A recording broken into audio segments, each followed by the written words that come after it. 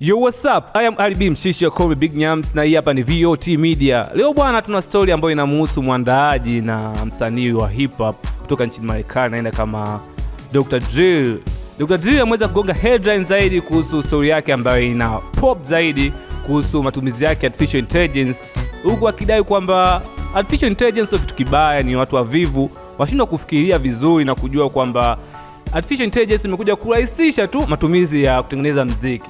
Pia ameweza kusanua kwamba kipindi ambacho wanaanzisha muziki na matumizi ya drum machine pamoja na streamer, mambo yalikuwa ni magumu na watu walikuwa na doubts kwamba hiki ni kitu ni kigumu zaidi hakiwezi kutumika, ila nakwambia artificial intelligence yenyewe imekuja tu kurahisisha na sio kitu kibaya, na haisi kwamba artificial intelligence itakuja kuharibu muziki.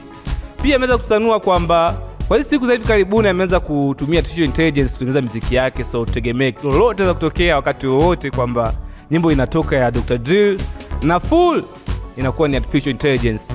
Wewe unafikiria nini? Unawaza nini kuhusu artificial intelligence? Kwamba ni kitu kibao, kitu kizuri? Pili katika page zetu za VOT, achia comment yako hapo tutasoma.